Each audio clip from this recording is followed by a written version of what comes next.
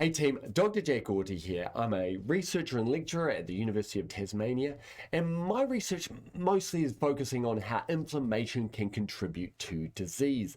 And in this video, I'm going to cover a big piece of research that I've been doing over the last 5-6 years of my life. And much of this research occurred at the University of Manchester when I was a research fellow and a postdoc. I was under the supervision of Dr. Catherine Lawrence and Professor David Brough, two amazing researchers and supervisors, absolutely fantastic human beings. So let me jump into it. The topic is how can inflammation contribute to Alzheimer's disease, which is a form of dementia, the most common form of dementia. And I look at whether we can target inflammation therapeutically. And it's a great summary of how I like to approach research. I like to use foundational preclinical things such as cell culture model and animal models. And then I also like to use big data analysis. And that can be of things like RNA-seq data sets, but it can also be things like epidemiological data, like clinically relevant data taken from the human population with the disease. And I can go in both directions. I can use the human epidemiological data to inform my preclinical models, but I can also use my preclinical models to inform how I analyze the clinical data sets and the epidemiological data sets.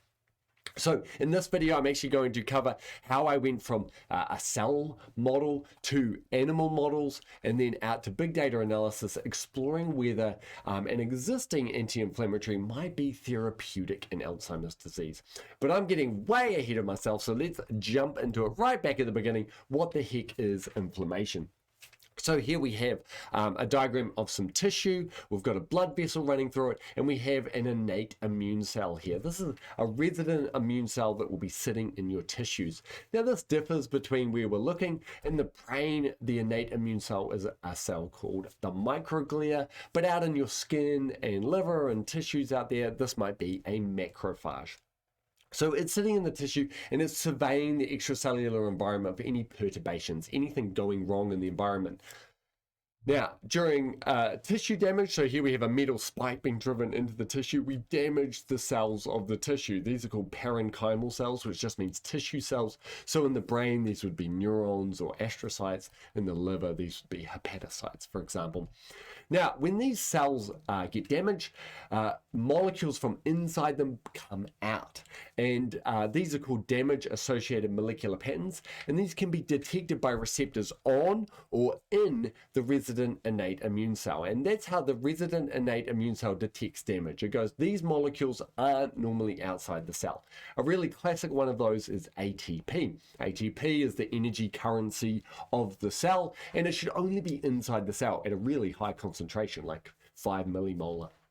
So when a cell pops, it releases its ATP, and this can be detected by receptors on the surface and inside the resident immune cell. Another thing that might initiate inflammation is an infection. So perhaps when this metal spike came in, not only was there damage to the tissue, but also bacteria entered. Now, bacteria have molecules on the surface and within them, and they secrete molecules, and these molecules are different to our molecules, our host molecules. So they can be recognized by receptors on or in the resident immune cell, and now it has detected either tissue damage or pathogens. And these are called PAMPs, these molecules that are released by bacteria, and that stands for pathogen-associated molecular patterns. So you've got damage-associated molecular patterns and pathogen-associated molecular patterns. Now, once these receptors are activated, what happens next is we need to signal the inflammatory response. And that happens through a number of molecules, two big groups of those molecules. One is prostaglandins. These are a lipophilic inflammatory signaling molecule. And so these are derived from phospholipids by lipids. And then another one is cytokines. So cytokines are protein-based inflammatory signaling molecules, and these are a huge regulator of the immune response here. And so cytokines can be released to initiate the inflammatory response too. Now, non-steroidal anti-inflammatories, also called NSAIDs, that's non-steroidal anti-inflammatory drugs, NSAIDs, they inhibit the enzyme that produces prostaglandins. This enzyme's called COX, and so the COX enzymes produce prostaglandins. So if you inhibit those enzymes, you inhibit the production of prostaglandins. What are some examples of NSAIDs? Well, ibuprofen, aspirin, diclofenac, naproxen, basically all those drugs that you can get from the pharmacy to treat inflammation and pain. They target this pathway. They inhibit prostaglandins, and they inhibit it by inhibiting the enzyme that produces prostaglandins, and that's how they block pain and inflammation. But once these inflammatory signaling molecules go out, they act on the blood vessel to make it vasodilate and leak. So vasodilates to get more blood to the site of injury or infection, which will allow them to get more immune cells and more energy to battle the potential infection. And they become leaky to leak out proteins that might be antibacterial, such as complement proteins or antibodies, which we've heard a lot about. But they'll also become leaky to allow cells out and to deal with these issues. So immune cells, white blood cells in your blood can now come out and infiltrate into the tissue. And this is why when you roll your ankle, it swells up because your blood vessels are swelling and they become leaky. And it's also what causes the redness during inflammation. So we get cells recruited to the site of injury or infection, and there's lots of different cells, but a few famous ones. One is the neutrophil. Now, this is really interesting. So the neutrophil is the most common white blood cell. When it gets there, it degranulates. And in those granules that it releases, in the compounds that it releases, are enzymes that are really non-specific and just chop up everything, because then they can chop up pathogen proteins to disable or kill the pathogen. And also are enzymes that produce bleach. And you heard me right. Household bleach, chemically identical to household bleach, is what neutrophils produce. And they do this for the exact same reason we use bleach in the toilet or whatever, to sterilize the area. So neutrophils are producing enzymes that produce bleach, as well as enzymes that chop up everything there. And another thing that happens is macrophages begin to phagocytose, which means to eat. So they begin to phagocytose the damaged cells or the pathogens going on there. Now, a critical point there is if this response is excessive or chronic, it can cause a lot of damage. Imagine neutrophils pumping out bleach for a very long time, months, years, even decades, which we might see in Alzheimer's disease. The other thing is, imagine macrophages, or the central nervous system equivalent of microglia, phagocytosing. If they continue that phagocytotic process, they can start to eat healthy cells and healthy structures, right? So if these processes are ongoing or excessive, you can see how inflammation can contribute to tissue damage. This is one of the reasons why we put ice on a rolled ankle, for example. Try and reduce that inflammatory response, reduce the pain that goes with it, and perhaps some of the tissue damage going on. Now, inflammation being bad has been thought for a long time, for millennia. In fact, the Greeks thought inflammation was terrible. And in fact, they thought inflammation was caused by excess blood. And it kind of makes sense, right? Your ankle swells up and becomes red. It seems like there's a lot of blood there, right? So the Greeks thought that it was caused by excess blood, so they believed you should drain that blood. And so this is what led to bloodletting, or what this person is doing right here. They're about to take a blade to that forearm there to drain some blood to hopefully reduce inflammation. Now, a little side note, a little interesting quirk of history. This process was done for millennia, and it was believed for thousands of years, to the point that the doctors who treated George Washington still believed in bloodletting. 3 doctors took over a pint of blood each, possibly as up to as much as 3.5 liters of blood was drained from George Washington, because he possibly had maybe a influenza. He died the next day. And so it's quite likely that the doctors contributed to that, or in fact killed him. So perhaps this concept of bloodletting killed George Washington, and it's a bit of an erroneous concept, this bloodletting.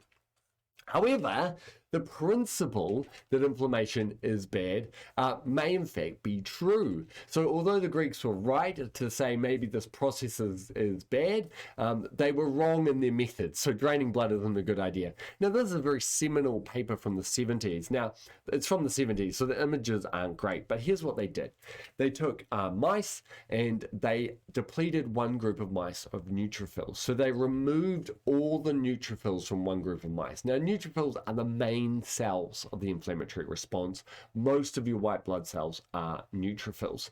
So they took one group of mice and they depleted them from neutrophils, no neutrophils. Then to both mice, they took a little biopsy of the skin in a sterile manner, and then they checked to see how the healing process went. How did everything go when it healed? Now, this is at a set time point, I believe 7 days after the skin biopsy was taken. And this is the regular mice. Now, what we can see here is it's packed full of neutrophils, right? Which actually tells me it's probably a little bit sooner than 7 days. It might be around 3 days or 1 day. So we can see it's packed full of neutrophils here. Each little blue dot here is neutrophils.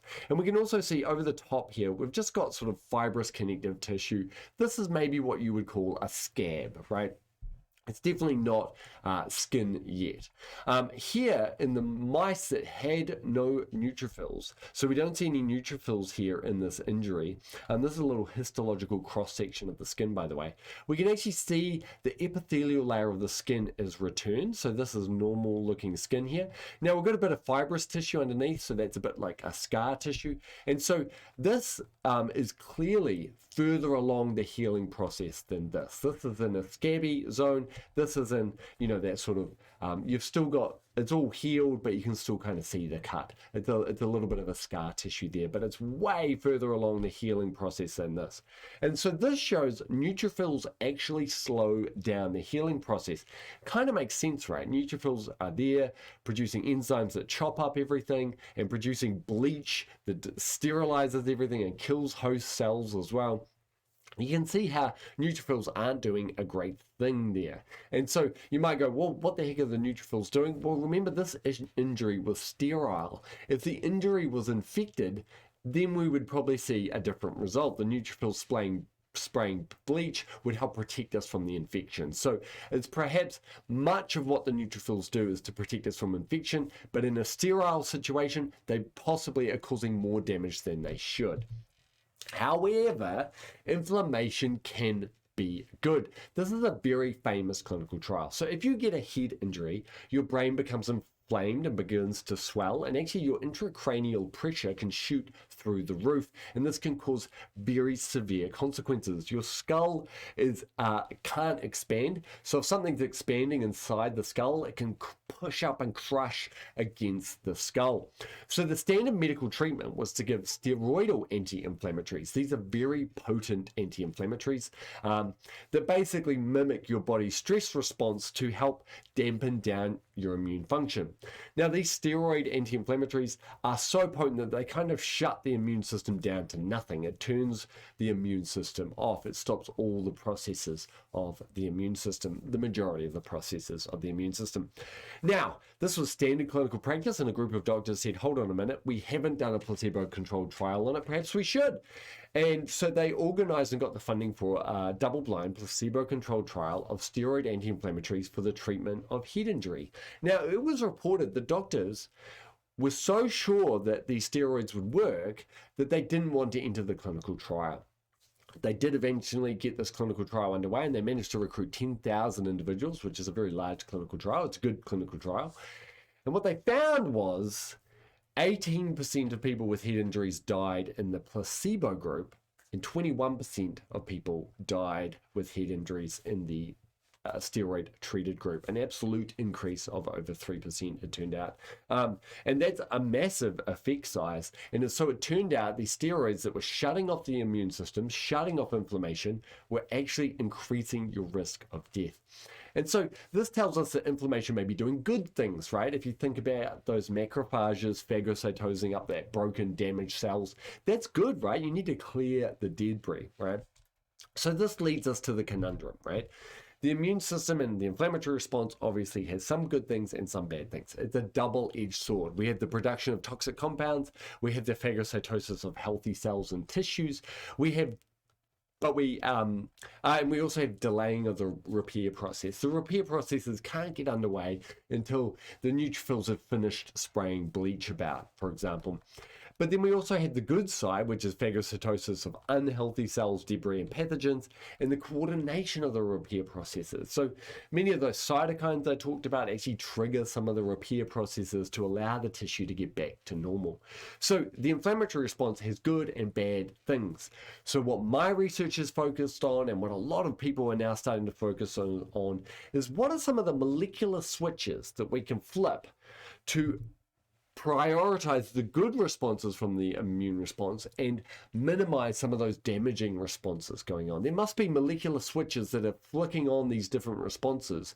And can we cause a mostly healthy immune response? And so to do that, we need to start not using those non-specific anti-inflammatories that shut down the entire immune system. And we need to start looking for things that just flick off some of those bad pathological responses, some of those molecules that are involved in the bad pathological responses causing that tissue damage. Now, so I'm researching inflammation in Alzheimer's disease. Now, this is Alois Alzheimer's. He's the person who discovered and described it. This is actually the first patient that was ever diagnosed, August Dieter, with Alzheimer's disease. Now, a great way to just review what Alzheimer's is to look at August Dieter, the very first patient identified with Alzheimer's disease. She was 51 years old and was committed to an insane asylum in 1901. That's what it was called back then. It was actually called the Asylum for Lunatics and Epileptics in Frankfurt. Now, 51 years old is very young for Alzheimer's disease. That's the one unique thing about August Dieter, is it's very young. But that's one of the things that caught Alois Alzheimer's eye. He was like, she's very young to have this kind of cognitive deficit. Now, most Alzheimer's patients between the age of 70 and 75, around 6% of people will be diagnosed with Alzheimer's disease, and above the age of 85, around about 33% of people will be diagnosed with Alzheimer's disease. So it's an age-related condition that normally kicks in around that later stage of life, not normally at 51, which is very young. She was very forgetful and confused. These are very common symptoms of Alzheimer's disease. She had mood swings. This is another symptom that typically kicks in a little bit later in the disease. And she was, this caught Alois Alzheimer's idea because she was young and she was very cognitively normal, and then there was sort of a very clear steep progression in the decline in cognitive functions such as creation of memories and understanding. Now, when she died around 5 years after diagnosis, which is actually around the rough average time of death after diagnosis. So today, if you were diagnosed with Alzheimer's disease, there is an expected lifespan of around 5 years. Some people live much longer, but on average, 5 years after diagnosis. Now, after she died, Alois Alzheimer's took brain sections from her and stained them, and he recognized the 3 histological hallmarks of Alzheimer's disease, right? So this is what's going on in the brain in Alzheimer's disease. We have these extracellular plaques. Now, these right here, you can see this very ugly aggregate thing. This is a neuron, just for context. This is the brain cell, a neuron. And over here, we have this ugly protein aggregate. Now, this is an insoluble, very large protein aggregate. It actually gets much larger than this sometimes.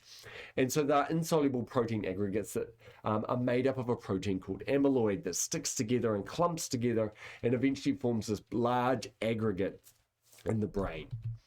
Another thing that we see is intracellular protein tangles. So these are extracellular, these are outside the cell protein tangles, these are inside the cell. So it seems like the neurons become stressed and the cytoskeleton, the protein structure of the cell, can become tangled. So we start to see these tangles here. This is a neuron, and we can see these tangles here. And you can actually see it in Alois Alzheimer's slide. This is the original slide. It was rediscovered.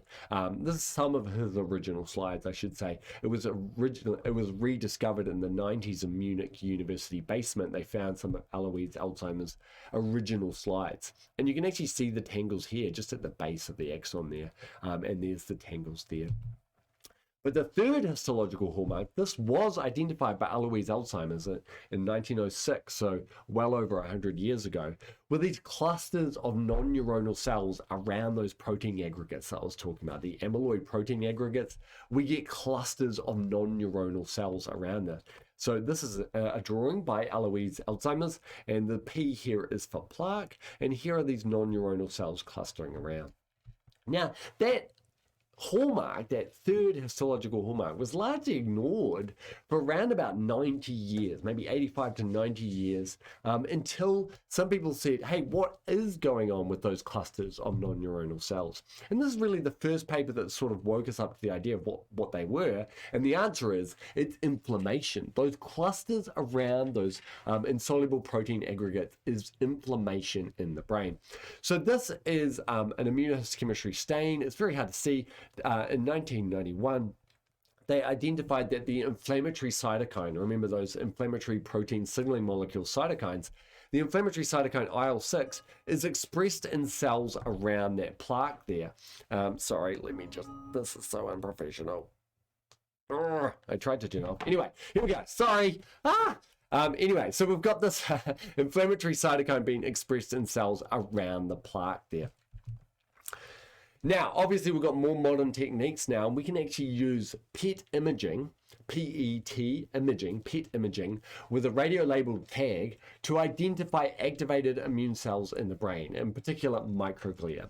So this is the radioligand here, and this is the brain in a healthy control, and this is the brain in Alzheimer's disease. So we can see during Alzheimer's disease, there is massive neuroinflammation going on. There is inflammation in the brain. Now, one of the critical things here is that we know that amyloid builds up, those protein plaques, it builds up in your 50s and the symptoms hit you in your 70s and 80s. So you have 30 years of these plaques, or 20 to 30 years of these plaques in your brain, probably 20 or 30 years of inflammation in the brain. Imagine cells entering your brain and producing bleach for 20 to 30 years. This could be a significantly pathological effect going on inside the brain there. Now, this inflammation isn't global. PET imaging isn't down to that cellular level, so it looked like the whole brain was inflamed, but actually it's little pockets of inflammation. So this is some of my data here. In black, we have the microglia, the innate immune cells. This is a healthy brain section. And we can see that the microglia are all spread out, and this is what they normally do. They're spread out, and they have these large processes, and they're just evaluating inflammation going on there. No, they're evaluating the extracellular environment going on there. Here is an Alzheimer's brain, and we can see these punctuated inflammatory microglia, these clusters of non-neuronal cells, just like what Alois Alzheimer's drew in 1906, these clusters of non-neuronal cells around those plaques here. So there will be a plaque there. You can't see it because we haven't stained for it. And you can see these clusters of activated, angry-looking microglia around that plaque. This is a modern image here. This was taken by me as well. And here I've fluorescently labeled the amyloid, which makes up that fibrillar plaque in Alzheimer's disease. In green and in red, I've labeled the microglia. And so you can see they're clustering around it, clearly interacting with it. And in yellow is red plus green, we have microglia eating the amyloid. So they're trying to phagocytose, are trying to eat those fibrils. And so we can see little pockets of the green in the microglia as they can attempt to consume the fibrils. Now, here's a big question, right? So these fibrils, these amyloid fibrils are insoluble. So what receptor is being activated to induce the inflammation going on? Remember, that's the first step that we need for inflammation. So we need a receptor being activated. So what is that receptor? Well, we now believe this is one of the major receptors involved. There's probably many, but this is one of the major receptors involved. And this is probably the most beautiful thing you've ever seen in your life. And if you're a researcher, you're probably considering changing topic right now to research this. Look at this molecular structure here. Isn't it fantastic? So each one of these curly tails here is a receptor called NLRP3. And it's actually a cytosolic receptor. So it sits in the cytosol. Now, it's looking for perturbations in the cytosol, and when it detects a perturbation in the cytosol, it oligomerizes into this thing here that we call an inflammasome. It's a very large protein complex. It actually keeps oligomerizing adapter molecules here, and it gets so large that it gets as big as an organelle. So it'll get as big as a mitochondria kind of thing, and you can see it fluorescently down in the microscope. They're absolutely massive things. Very, very beautiful. And what are they doing once they're activated? What they do is they induce the release of interleukin 1 beta. Now, IL-1 beta is an inflammatory cytokine. In fact, it's probably the most potent inflammatory cytokine. It never gets up to very high levels in the blood because if it did, you would probably die very quickly. It's an incredibly inflammatory cytokine. We don't typically use it in the clinic as a marker for inflammation because it doesn't get up to those high levels because it's so potent. We typically use other cytokines that are signaled to be released by IL-1. So IL-1 causes a whole bunch of more cytokines to be released, such as IL-6 or TNF-alpha. And those are the ones we look clinically because they reach higher levels in the blood because they're not quite as inflammatory as IL-1. So this is how it goes. Let me just take you through the molecular process here a little bit. So the first thing that we need is your cells don't normally express pro-IL-1, so you need the turning on of the IL-1 gene. Now this is regulated by NF-kappa B. If you've ever done any sort of immune research, you'll know the term NF-kappa B. It's a transcription factor that regulates so much of the immune response. So the first thing we need is that turning on to get to pro-IL-1. Now pro-IL-1 is an inactive form of IL-1. It essentially is IL-1 with another kind of useless chunk of protein attached to it to turn that IL-1 off. So it's not active and it can't be secreted as a pro form. So what we need is that chunk to be chopped off. We need that to be cleaved off. And when we cleave off that chunk, we get the release of the mature inflammatory cytokine IL-1 beta. So who does the cleaving? Well, an enzyme called caspase 1 does the cleaving.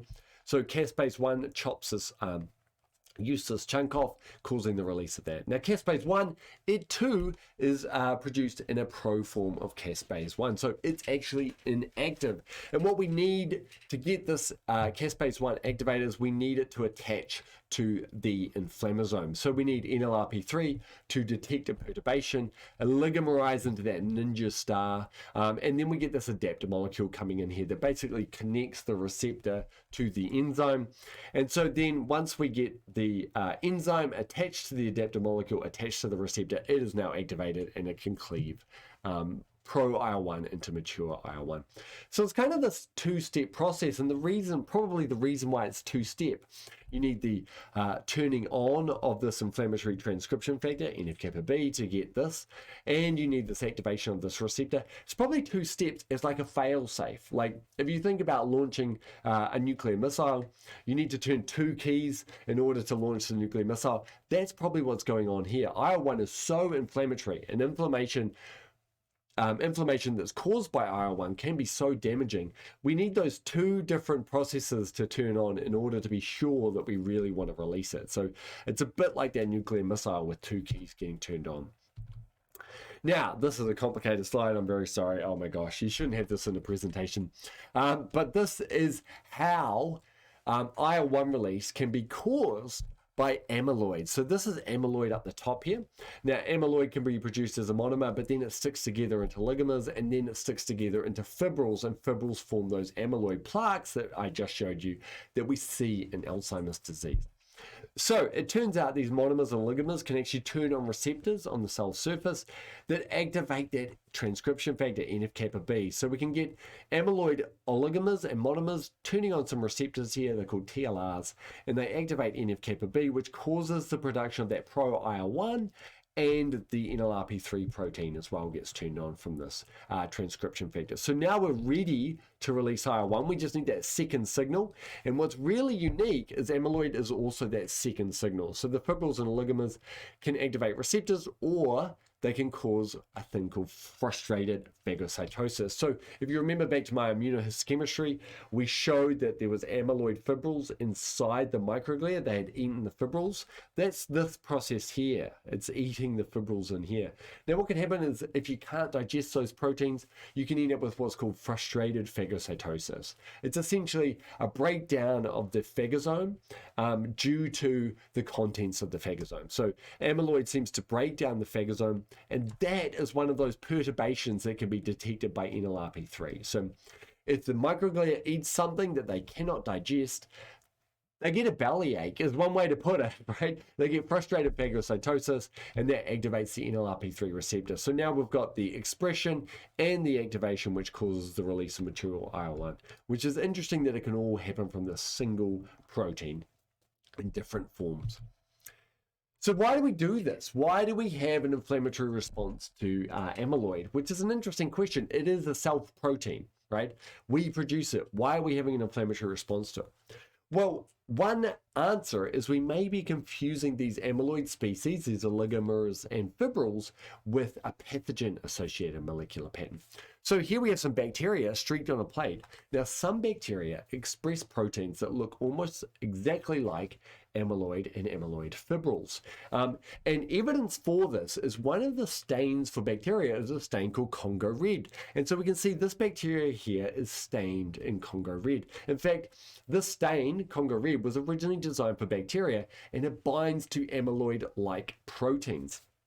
Now, this stain can also be used to stain the brains of Alzheimer's disease, and here we see amyloid plaques here stained in red. So these red dots here are amyloid plaques stained with Congo red. So this stain binds to the amyloid in bacteria and binds to the amyloid in your brain, indicating the molecular similarity between these two protein structures. So it is possible, especially when we know what receptors NLRP3, what receptors amyloid interacts with, it's possible that our immune system is essentially confusing it with a pathogen. And so we end up with a chronic anti-pathogen response in the brain, including the production of bleach, which is not ideal if it's happening for 20 to 30 years in your brain, chronic inflammation. Now, the best evidence for the role of NLRP3 induced inflammation contributing to Alzheimer's disease is this fantastic paper by Michael Henniker and Doug Golenbock in 2013, published in Nature. So here's what they did. This is a mouse, and this mouse has been placed in a water maze, a water tank, a circular water tank. And in one location in that tank, there is a platform just below the water. And so the mouse can't see that platform. What it has to do is sort of learn using visual cues the location of that platform. Mice don't like to be in water, so we place the mouse in the water. It wants to find that platform. We let it swim for a minute. If it doesn't find it in a minute, we place it on the platform and leave it there for a bit. We then repeat that process over 5 days regularly, training them about 5 times a day for 5 days. And over that period of time, they learn where the platform is and they start to swim straight to the platform. They can remember based on visual cues where their platform is, and they swim straight to it. This is called the Morris water maze. And then we do something a little bit mean, is we remove the platform for the final run, and we place the mouse in the maze for 30 seconds, and we look where they swim, and we build a track map. So this is a track map tracking the mouse for that 30 seconds when we remove the platform. Here's the white dot where the platform is, and this is the water maze here. Now what we can see is this mouse here, this is a normal regular mouse. It remembers the location of the platform because it is like, I am sure the platform is around here somewhere, and it's just swimming back and forth over the top of where the platform was. So that tells us over the previous 5 days of training, it has learned and remembered where the platform is. Now, this is an Alzheimer's mouse model. Basically, we've inserted 2 human genes that we know cause Alzheimer's disease. They're basically modified amyloid precursor protein and a modified enzyme that chops up that precursor protein. Now, so this is a mouse model of Alzheimer's disease, and this is the track map of that. What we can see is this mouse has no idea where that platform is. It's just swimming around in circles. So it has not remembered where the platform is over 5 days of training. This is a sure sign of a loss of memory, and a loss of memory is one of the major symptoms of Alzheimer's disease. So we can see the Alzheimer's symptoms here in this mouse. Now, this is where it gets very clever. They took a mouse with Alzheimer's disease, so it had those 2 Alzheimer's genes inserted in it, and they removed the gene for the NLRP3 receptor. So now these mice had the Alzheimer's genes, but do not have that molecular switch that is turned on by amyloid to induce the pathological inflammation, right? So they will not have the pathological inflammation going on. the bleach production, the neutrophils, the phagocytosis. They won't be having that process because that molecular switch that is turned on by amyloid, which is NLRP3, has been genetically deleted from these mice. And what we can see is these mice have a great memory. They can remember where that platform is. So we have not seen the memory deficits that we normally see, indicating that NLRP3 induced inflammation is critical to the amyloid-induced memory deficits in these mice, right? So it's still a preclinical model, but it's a strong indicator that inflammation is a major contributor to Alzheimer's disease, particularly the inflammation caused by the NLRP3 receptor. Now, this leads to the central hypothesis of a lot of my research, which is factors which influence NLRP3 activity and subsequent IL-1 release will affect Alzheimer's disease progression. Now, I've done 2 or 3 big projects looking at, can we inhibit pharmacologically using drugs? Can we inhibit NLRP3 as a therapy for Alzheimer's disease? And another one of my projects is, can we sensitize NLRP3 through environmental factors? Maybe some of those environmental factors that increase our risk of Alzheimer's disease are sensitizing NLRP3, which accelerates Alzheimer's disease or gives us an increased risk. Now, today in this video, I'm just going to cover this process here, where I go through those preclinical models into human data, exploring can we inhibit NLRP3 as a therapeutic target for Alzheimer's disease. So let's jump into it.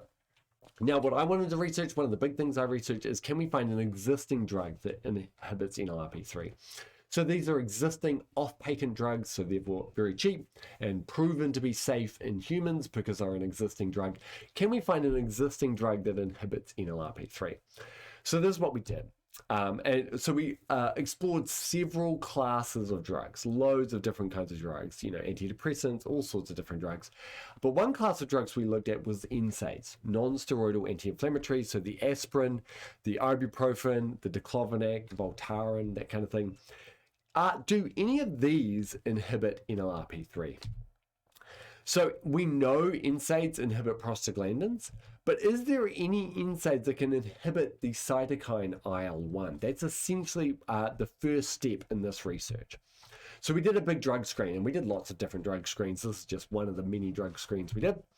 So essentially you take a macrophage. Now we could take microglia, but it's just easier to take and cheaper and a little bit more ethical. It uses fewer animals to take macrophages. So we took macrophages. Now we treated them with 2 bacterial toxins. One is LPS and the other one is nigericin. These are 2 bacterial toxins. One causes the expression of IL-1 and one causes the activation of NLRP3. So these are our 2 keys to launch the nuclear bomb. Now these have nothing to do with Alzheimer's disease, but this is just a drug screen to activate NLRP3. It didn't matter how we did it. So the critical thing here was we just wanted the cheapest, easiest, fastest way to activate the inflammasome, and this is it right here. We then measured how much IL-1 was released after giving all the different drugs. Can many of these drugs inhibit it? And this is what we found. So on the x-axis, we have the log of the drug concentration, and on the y-axis, we have percentage IL-1 release. So how much IL-1 beta was released here. And what we can see is some drugs, some NSAIDs do not inhibit IL-1 release. So ibuprofen, celecoxib, paracetamol, naproxen, aspirin, none of those inhibited IL-1, but 2 did, diclofenac and mefenamic acid. Now this immediately tells us something. The enzymes that are inhibited by NSAIDs, COX enzymes, to inhibit prostaglandin production, have nothing to do with IL-1. So these drugs here, from naproxen down to ibuprofen, all inhibit prostaglandin production, but they don't inhibit IL-1. These 2 drugs here do inhibit IL-1 as well. So it's something else is going on, molecularly speaking, that diclofenac and mefenamic acid are inhibiting IL-1 release. What's very interesting about this is these are very molecularly similar. They're different to the other ones, but they're very similar to each other. So mefenamic acid, diclofenac have a very similar molecular structure here. So somehow they are gunking up the NLRP3 activation pathway, and it's something very specific to their molecular structure, which we love. That's a great sign when you're doing a drug screen. So the next thing is we had to check, does that work in an animal? So often things that work in cell culture don't work in animals. So we needed to do a very simple test to see if it could inhibit the NLRP3 receptor in an animal. So to do this, we took mice, just regular mice, and we injected them with ATP. Remember that damage-associated molecular pattern, ATP? So ATP is normally inside of cells, so when it's outside of cells, it can activate receptors. One of the receptors it activates is the NLRP3. It's a little bit indirect, but it does activate the NLRP3 receptor to call IL-1. So we injected ATP into the peritoneum, then we flushed that peritoneum, looked for IL-1, and we also looked for IL-1 in the plasma. So here we can see, here's our control, here's our ATP treated mice, loads of IL-1. This is a ridiculously large amount of IL-1. And then with the mefenamic acid, we completely block that production. So our NSAIDs are inhibiting NLRP3 in vivo. Now we used an established pharmacological inhibitor. This sort of had just been invented of IL-1 inhibition, and it too blocked it. And we also used NLRP3 knockout mice. So these mice lack the gene, so we shouldn't see the response, and indeed we don't. So these are just positive controls here. And we see basically the same data in the plasma over here. So this is in the blood, a complete blocking of IL-1. So great, our drugs work in cells and they work in animals. Now we wanted to do this experiment because it was faster than doing an Alzheimer's experiment. You know, it takes a long time and a lot of money and a lot of investment to do an Alzheimer's trial. So we want to be sure that the drugs work in vivo in mice before we then go on to a mouse model of Alzheimer's disease. So this is our mouse model. Now we don't want to be injecting the mice with our drugs regularly, so we use what's called an osmotic mini pump. Basically, they use the fluid of the mouse to power a little pump, and this pump will pump out a little bit of drug each day. So it's basically continually leaking a little bit of drug. So we didn't want to use the Morris water maze. So the Morris water maze, remember that swimming task, it kind of relies on stress. The mice don't want to be in the water. And so if you have a drug that sort of interacts with fear and stress and anxiety, you might see an aberrant result. We wanted to look at a pure memory one. Perhaps it was a little bit more ethical. So this is called the novel object task. It's amazing. So mice love novel things. They like to explore novel things. So if you show a mouse two objects, one it's seen before, one it hasn't seen before, it will play with the one that it hasn't seen before more often. So here we can see a mouse exploring this object. It hasn't seen that object before, so it's going to play with this object more than that object, which it has seen before. However, an Alzheimer's mice can't remember which object it's seen before. To them, to an Alzheimer's mouse, both objects are novel, so it'll play with both objects equally. So this is a way to distinguish the memory of a mouse. Can we evaluate the memory of a mouse using its natural behavior? And it's fun for the mouse. The mice love novel things, and so it gets to explore a new object. So it's great. It's got lots of good attributes about it. So here's the data here. The higher up the bar, the more it played with the novel object, and the lower the bar, the more equal it was. It didn't recognize the novel object. So here are our normal mice, wild-type mice that don't have the Alzheimer's genes, and they can both recognize the novel object. Here we have an Alzheimer's mouse not recognizing the novel object at all, very poor memory here. Here we have an Alzheimer's mouse treated with mefenamic acid using these mini pumps here. And what we can see, they're performing basically the same as normal. And there's a very significant two-way interaction effect here. So clearly the drug is significantly improving the memory of the mice, which is fantastic and so exciting. Now we also did some histology on here. Here are our microglia. Now as microglia become active, they pull in their processes, so we can sort of score them on how activated they are. So this microglia is very resting, this is a little bit activated, this is very activated, and this is a cluster of very activated microglia. So we can sort of score them on their level of activation. So this is a typical Alzheimer's mouse. Now in red we have IL-1, in green we have microglia. We can see that the morphology of the microglia is very activated, and we can see that many of these mice are actually, microglia are actually full circular microglia just pumping out IL-1. So they've formed these very tight circular microglia, and they're positive for IL-1. Here's the mefenamic acid treatment. it is amazingly similar to the wild type mice. We could not believe it. So in research to avoid bias, we do everything blinded, and I blind right from the beginning. So I didn't know what drug was going in. Then I blind all the cage cards, so I don't even know what cage I'm working with. And then, so all my behavior is blinded. Then, and I don't even get to unblind that until I've done my histology. So then I do the histology, and I was working with a very talented undergraduate student called Sophie, and we were on the microscope scoring them, taking photos, scoring them, taking photos. It took weeks, and then we finally got to unblind the data, and it was 9 o'clock at night, and I've never had this happen in my career before up until this point. All the large numbers of high activation went into one column, the Alzheimer's column, and all the small no activation went into the other column of Alzheimer's mice plus drug. And we couldn't believe our eyes. We were hooting and hollering in the lab at 9 o'clock at night. It was one of the most exciting times of my life. It was really, really funny. Oh, it was great. It brings a smile to my face just thinking about it. Unblinding is normally terrifying because it's normally negative. Normally you don't get a treatment that works, right? So it's normally negative data. Unblinding is normally a sad state of affairs. And this was the first time it was ever just absolutely amazing. And so here's it graphically. This is percentage of activated microglia. So here's our Alzheimer's mice, Alzheimer's drug treated mice, and this is IL-1 expressing microglia, so that those red positive microglia, and you can see Alzheimer's mice, Alzheimer's drug treatment. So our drug was very effective at blocking inflammation in the mice and preventing cognitive decline in the mice, which was amazing. But that's mice, right? Whenever you're reading a paper, if it's mice, you know, there's a huge but there. And that's because of this thing called translational failure. A lot of drugs that work in mouse models don't work in the human condition for a huge number of reasons. It's not because mice aren't humans. I don't think that's the major player there. I think there's a whole bunch of other things. We're in ideal situations. Humans are not in ideal situations.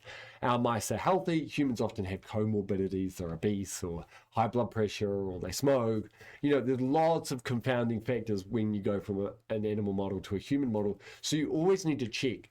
It doesn't work in humans, right? You need a clinical trial. Clinical trials are very expensive, very difficult to do, especially with drugs that are off patent. There's no money to be made, so pharmaceutical companies don't want to run those clinical trials. This is why we need state-funded clinical trials for off-patent drugs. Anyway, so where to from here? Well, these drugs exist in the real world, and people take these drugs for lots of reasons. Mefenamic acid and diclofenac are two NLRP3 inhibiting drugs.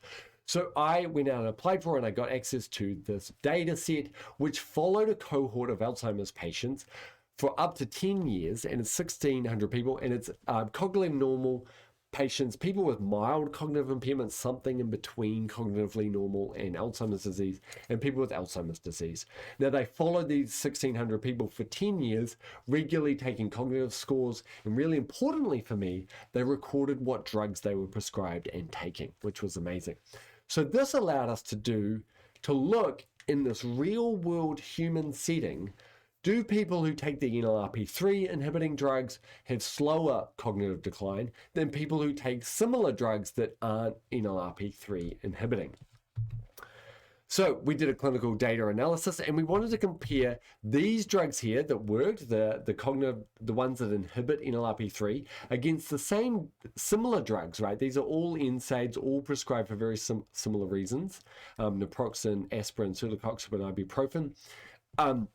So we want to compare these drugs that inhibit NLRP3 versus these drugs that don't. Paracetamol's there. It's not really an NSAID. It's not a COX inhibitor at biological concentrations, but it's prescribed for very similar reasons. So if you have chronic pain like arthritis, you might be prescribed paracetamol. So it allows us to look at the prostaglandin effects of NSAIDs, deal with that confounding factor of why are you taking the drug in the first place, and then also compare it with these NLRP3 inhibiting drugs here. Now, in our data set, no one was taking mefenamic acid. That's because it's typically prescribed for period pain. And so at the age of this cohort, we wouldn't see anyone taking mefenamic acid. But there were a large number of people taking diclofenac, which is also an NLRP3 inhibiting drug. So the first thing I had to do was clean the data. Now I have this slide. It's not really important for you guys, but it took me forever, so I have to put it in the presentation. Doctors can't spell. now filling out these data sets. So if you could imagine any way to spell a drug, it will be in this data set. So I had to go through and find every possible way doctors spelled a drug to clean the data so I could score it effectively. So there was aspirin, aspirin, Epspran, any possible way to misspell it within the data set. So I had to do a lot of cleaning. That's the important part of that. Okay, so the first thing you can look at is look at time zero, right? So don't look at the progression, look at time zero. What was the prevalence of the disease? Not the progression of the disease. What was the prevalence of the disease? So in blue here, we've got cognitively normal. In green, we've got early cognitive impairment. Yellow, we've got late stage mild cognitive impairment, and in red, we've got full-blown Alzheimer's disease. And these are the proportions in the non-pain relieving group. So in the group that didn't take any pain relieving drugs, these are the proportions there. Now, what we can immediately see, anyone taking any drug seem to have a lower risk of Alzheimer's disease. All these reds are much lower here. Now, this could be due to lots of factors, and actually in my published research in this, I go into this, that this might be what's called the healthy user bias, that healthier patients are more likely to seek drug treatment, and so then they're less likely to have Alzheimer's disease, just by being healthier, reduced cardiovascular risk factors, reduced obesity rates, and all that kind of stuff.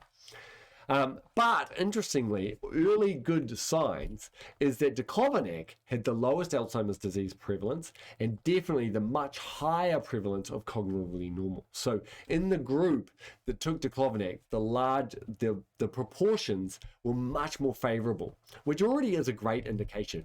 Now, this kind of had already been known. This is a meta-analysis of that snapshot data looking at prevalence in NSAIDs. And what we can see is that overall, it seems that people who take non-steroidal anti-inflammatories have about a 30% decreased risk in Alzheimer's disease. And my data roughly sat where that data did. So here's my data here as a prevalence drug trial. But prevalence isn't what I'm interested in, right? Clinical trials is when you typically take people who might have the disease or do have the disease, you give the drug and you hope for improved outcomes. So the thing I wanted to see was progression. I didn't want to see reduced prevalence. I wanted to look at reduced progression. That way we might have a drug where if you've got mild cognitive impairment, early signs of Alzheimer's disease, perhaps we could give the drug to slow the progression. So to do that, I had to take the data that followed the neurological scores that followed the patients over 10 years, right? So each patient underwent a neurological test, and this is what it looks like, the mini mental state examination. I actually used two scores, the mini mental state examination and the ASDAS score here, to evaluate the neurological function of these patients. And it's quite easy for cognitively normal people. What is the year, season, date, day, month? Each of those is worth a point. And the MMSE is out of 30 points. And so I wanted to track the MMSE scores of patients who were taking diclofenac versus who were taking other NSAIDs, other non-steroidal anti-inflammatories. What's the slope look like? Now, the first thing to do that is I need to know what statistical model to overlay the data. That's how stats works, right? So traditionally, we know that most data is normally distributed. So we assume a normal distribution, we plot that model over it, and we look at how that distribution changes with our explanatory variables like drug treatment, for example. Now, a score out of 30 is not a traditional thing to model in statistics. And so this, as a field, we've struggled with what model to apply over it. And a lot of people can't find a model, and so they binarize the data. So they say 0 or 1, that's a very easy statistical model. It's called a logistic regression. So we say, do you have severe Alzheimer's disease or not, 0 or 1? But that loses a lot of information in the data. It's a score out of 30. So importantly, I spend a lot of time hunting out a model that might work for this data set. So in red, we have the model, and in white, we have the data set. So here you can see the data set departs from the model. It's not the same. So Poisson, this is a Poisson model in red, and here's the data, and we can see it's not working. This is a gamma model here, and we can see it's not working. But eventually, I found quite a rare model that's not used a lot called the negative binomial model. And it's essentially a modified count model, which means essentially we're counting the mistakes in the exam, right, in the mini mental state examination. Now that's very technical details, but it was a very exciting thing. And from my knowledge, it's the first time a negative binomial model has ever been applied to this data. So this was a cool little breakthrough that I discovered, exploring this data set. So now that we had our model, what we needed to do was to explain away the nuisance variables, right? Maybe there's healthy user bias going on there. So maybe in the diclofenac users, there's more people who run a lot and eat healthy. So we need to adjust for things like that. And so this is basically the process. You build a base model. So this is a model. And in this model, we've got only the explanatory variable of time. So over time, you expect the scores to go down. So I've included that in my model. And then we sort of evaluate how informative the model was. Then what we do is we include another explanatory variable in our model to attempt to explain the variation in the data. And in this case, I've got diagnosis here. And then we sort of battle these two models and say, did it increase how informative the model was? And the answer is obviously going to be yes, because Alzheimer's disease people will have a different relationship with time than people who are cognitively normal. Okay, so it's increased the informativeness of the model by including diagnosis. Then what we'll do is include another potentially nuisance variable in here. In this case, I've included a risk gene. This is the known risk gene for Alzheimer's disease called ApoE, ApoE4 specifically. So we include that and we see, does it improve how informative the model is again? So we battle these two models. Now, this is a very important step. We then remove one of the variables. So you can see here, I've removed diagnosis and just included ApoE. And then we check to see whether the informativeness of the model declined. The reason why we do this is perhaps diagnosis and genetic risk factor explain the same variation in the data. So we kind of need to include both things in the model in order to, we need to remove it to check whether they're explaining the same variation. Because the informativeness of the model went down, we can see that diagnosis and the risk gene ApoE4 explain different parts of the variation in the data. So it's worth including them both in the model. So essentially we do this over and over again, include, exclude, include, exclude, include, exclude, until we end up with a perfect model that explains all the nuisance variables, right? It gets rid of all the noise in the data, so now we can look at what our drugs are doing in the model. So now we essentially repeat the process. We've got our full model here. This has explained all the nuisance variables. And now we include the drug in the model and see, did it significantly improve the informativeness of the model? And we can see in this case it has. Now this is a very important step. We then look at indication. So indication, a drug indication, is why you would take the drug. So we include the drug in the model and then we include why you would take it. So is it arthritis? Is it back pain? Is it headache? We include that variable in the model because it is highly possible that the reason you take the drug and the drug are explaining the same variation in the data. So perhaps, in a kooky world, perhaps osteoarthritis protects you from Alzheimer's disease. We needed to check that statistically.